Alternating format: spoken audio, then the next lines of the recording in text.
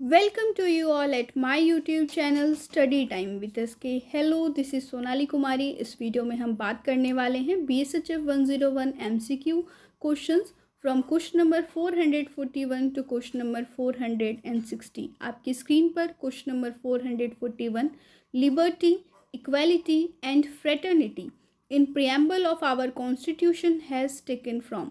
आपको बताना है कि लिबर्टी, इक्वालिटी और फेटर्निटी जो हमारे भारतीय संविधान के प्रियम्बल में हैं ये कहाँ से लिए गए हैं. इसके लिए जो करेक्ट ऑप्शन है वो है option B. French revolutionary slogan से लिए गए हैं ये तीनों शब्द. तो क्वेश्चन नंबर 441 और इसके लिए करेक्ट ऑप्शन है ऑप्शन बी. क्वेश्चन नंबर 442 है who described as father of India's depressed class. इनमें से वो कौन है ऑप्शंस में से जिन्हें भारत के डिप्रेस्ड क्लास के फादर के तौर पे डिस्क्राइब किया जाता है. आपके पास ऑप्शंस हैं. इसके लिए जो करेक्ट ऑप्शन है वो ऑप्शन बी है. Doctor BR Ambedkar described as father of India's depressed classes. आगे बढ़ेंगे अब क्वेश्चन नंबर 443 की तरफ. ये है which article declares India to be a union of states. आपको बताना है कि इनमें से वो कौन सा आर्टिकल है जो भारत को यूनियन ऑफ स्टेट डिक्लेयर करता है. तो इसके लिए जो करेक्ट आंसर होगा वो हो जाएगा option C, article 1. Article 1 Bharat को यूनियन ऑफ स्टेट्स डिक्लेयर करता है. आर्टिकल नंबर 21 प्रोटेक्ट करता है पर्सनल लाइफ एंड लिबर्टी को. आपको हमें कमेंट करके बताना है आर्टिकल 20 का फंक्शन. आगे बढ़ते हैं अब क्वेश्चन नंबर 444 VIP नंबर का question. Which article deals with the president's emergency power. आपको बताना है इनमें से वो कौन सा आर्टिकल है जो प्रेसिडेंट के एमरजेंसी पावर को डील करता है. आपके पास ऑप्शंस हैं आपकी स्क्रीन पर. करेक्ट ऑप्शन है option A. Article 356 deals with the president's emergency powers. Question number 445 है what is major states ratio of grants to loan. Grants और लोन का क्या रेशियो है स्टेट्स के लिए ये आपको बताना है. क्वेश्चन नंबर 445 के लिए आपको पता है कि जो ट्रांसफ़र होता है फंड सेंटर से स्टेट को वो एक रेशियो में होता है. तो वो रेशियो क्या है ये आपको इस क्वेश्चन के अंदर बताना है. क्वेश्चन नंबर 445 और इसके लिए जो करेक्ट ऑप्शन है वो ऑप्शन डी है. 30:70 होता है. यानी कि जब स्टेट को सेंटर की तरफ से लोन और ग्रांट्स एक्सटेंड किए जाते हैं, जब दिए जाते हैं इम्प्लीमेंट करने के लिए कोई भी डेवलपमेंट प्लान, तो उसके अंदर 30% जो होता है वो ग्रांट होता है और 70% उस स्टेट पर लोन होता है. आगे है हमारे पास question number 446. Economic liberalisation has resulted. Economic liberalisation से क्या क्या रिजल्ट आया है उसका ये आपको बताना है. आपके पास ऑप्शन है A. Setting up of more industries. Option B. Level of technology improved. यहाँ पर आप इम्प्रूव्ड लिख लीजिएगा.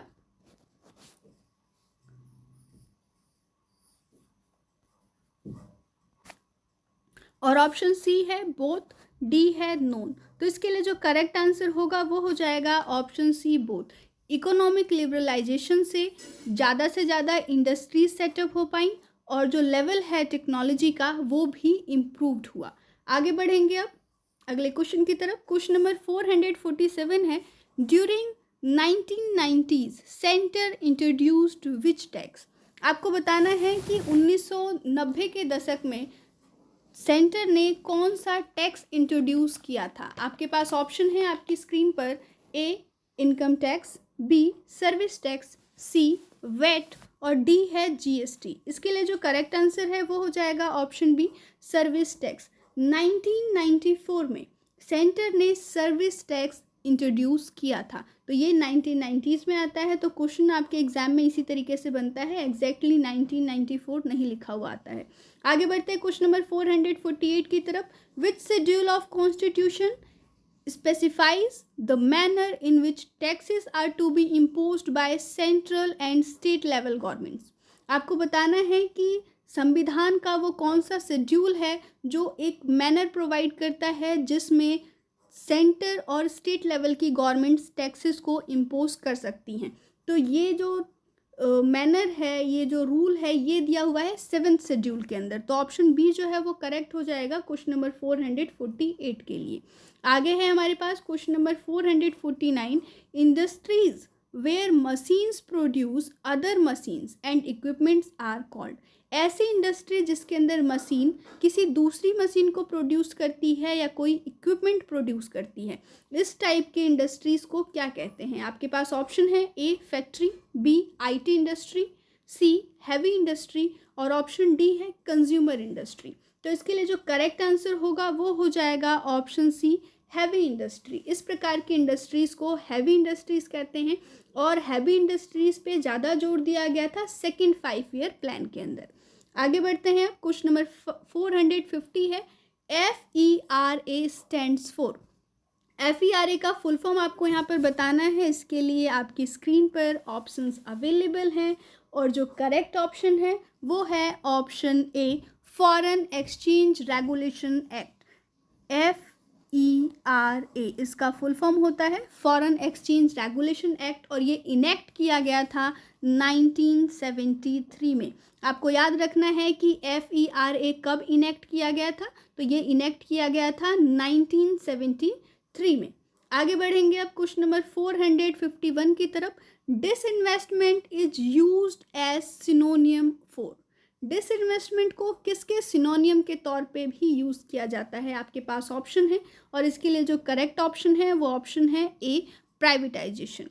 प्राइवेटाइजेशन और डिसइन्वेस्टमेंट दोनों ही एक दूसरे के सिनोनियम्स हैं। क्वेश्चन नंबर 452 है Indian to win Nobel prize for literature. आपको बताना है कि इनमें से वो कौन भारतीय हैं जिन्हें साहित्य के क्षेत्र में नोबेल प्राइज मिला। आपके पास ऑप्शन है ए अमृता प्रीतम, बी दिनकर, सी हरिवंश राय बच्चन और ऑप्शन डी है रविंद्रनाथ टैगोर। तो इसके लिए जो करेक्ट ऑप्शन होगा वो ऑप्शन डी हो जाएगा रविंद्रनाथ टैगोर।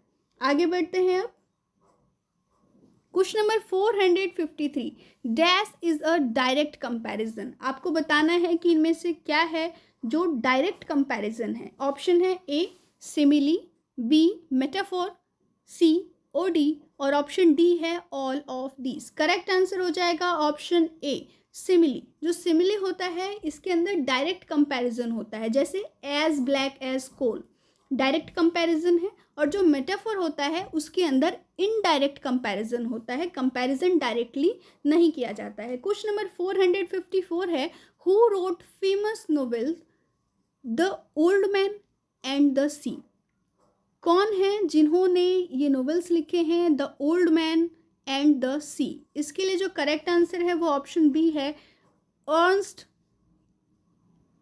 हेमिंगवे। इन्होंने लिखा है ये फेमस नोवेल्स। आगे बढ़ते हैं, आपको हमें कमेंट करके बताना है शेक्सपियर के किसी भी 2 नोवेल का नाम। क्वेश्चन नंबर 455 है Khwaja Abdus Samad of Shiraz who was patronised by. आपको बताना है कि ख्वाजा अब्दुस सामद सिराज के ये किसके टाइम पे और इनके पेट्रॉन कौन थे, आपको उनका नाम बताना है। आपके पास ऑप्शन है ए Akbar, B Humayun, C both और डी है नॉन। करेक्ट आंसर ऑप्शन यहाँ पर सी हो जाएगा बोथ। पहले हुमायूं पेट्रॉन थे ख्वाजा अब्दुस सामद के और इसके बाद कंटिन्यू हुए अकबर। तो 454 के लिए जो करेक्ट ऑप्शन होगा वो ऑप्शन सी हो जाएगा बोथ। आप ऑप्शंस को ध्यान में रखिएगा जब आपके क्वेश्चन पेपर में ये क्वेश्चन अपीयर होता है। अगर हुमायूं या अकबर कोई ऑप्शन में है तो अगर दोनों ही हैं तो बोथ होगा, और अगर दोनों में से कोई एक है तो जो भी होंगे अकबर होंगे तो अकबर या हुमायूं होंगे तो हुमायूं के लिए आप टिक करेंगे। आगे बढ़ते हैं क्वेश्चन नंबर 456 की तरफ। ये है the Indian Congress was formed in year. आपको बताना है कि इंडियन कांग्रेस कब फॉर्म्ड हुई थी। बहुत ही इजी क्वेश्चन है और इसका आंसर हम नहीं बताएंगे, ये आप हमें कमेंट करके बताएंगे। चलिए 457 नंबर के क्वेश्चन की तरफ बढ़ते हैं। Kathak is also known as. Kathak को और किस नाम से जाना जाता है ये आपको बताना है। आपके पास ऑप्शन है ए कुटियाट्टम, बी नटवारी डांस, सी कथकली ऑप्शन डी है भरतनाट्यम। करेक्ट ऑप्शन होगा ऑप्शन बी नटवारी डांस। नटवारी डांस के नाम से भी जाना जाता है कथक को।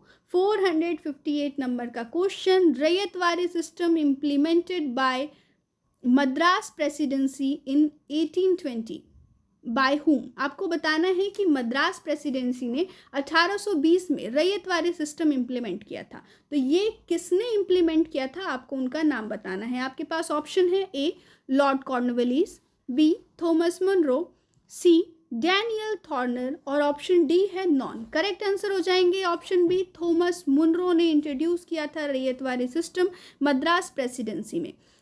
लॉर्ड कॉर्नवालिस की बात करें तो इन्होंने परमानेंट लैंड सेटलमेंट इंट्रोड्यूस किया था 1793 में बंगाल, बिहार और उड़ीसा के अंदर।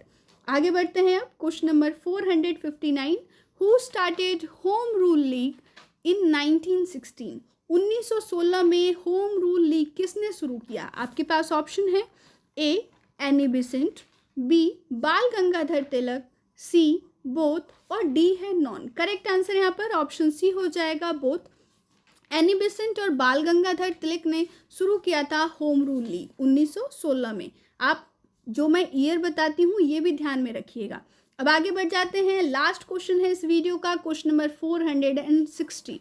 इससे पहले मैं आपको ये बता दूं कि अगर आपने अभी तक हमारे पिछले क्वेश्चंस नहीं देखे हैं क्वेश्चन नंबर 440 तक, तो आप हमारे चैनल के प्लेलिस्ट सेक्शन में जा कर के उन वीडियोस को देख सकते हैं।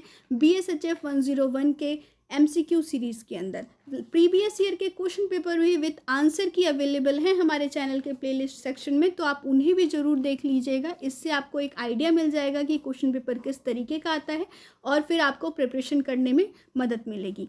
क्वेश्चन नंबर 460 है, स्वदेशी movement was formally declared on. आपको बताना है कि स्वदेशी मूवमेंट फॉर्मली कब डिक्लेयर किया गया था। आपके पास ऑप्शन है ए 7 अगस्त 1905, ऑप्शन बी है 19 जुलाई 1905, ऑप्शन सी है 12 जुलाई मार्च 1905 और ऑप्शन डी है नॉन। करेक्ट आंसर यहाँ पर हो जाएगा ऑप्शन ए 7 अगस्त 1905 को स्वदेशी मूवमेंट को फॉर्मली डिक्लेयर किया गया था। एक और चीज़ कि बंगाल का पार्टीशन अनाउंस किया गया था 19 जुलाई 1905 को और इसे इम्प्लीमेंट किया गया था 16 अक्टूबर 1905 को। ये जो 3 डेट्स मैंने आपको बताए, तीनों डेट्स इंपॉर्टेंट हैं, आप याद रखिएगा। तो यही था आज का वीडियो जहाँ पर आपने देखा question number 441 to question number 460। ये वीडियो आपको कैसा लगा हमें कमेंट सेक्शन में ज़रूर लिखिएगा।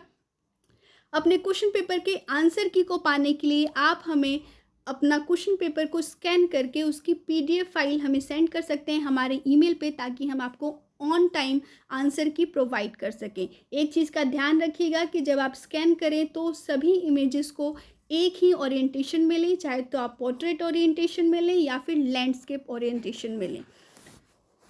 ये वीडियो आपको कैसा लगा? कोई भी क्वेरी हो या कोई भी सजेशन हो आप हमें ज़रूर कमेंट कीजिएगा। तब तक के लिए स्टे ट्यून। जय हिंद, जय भारत।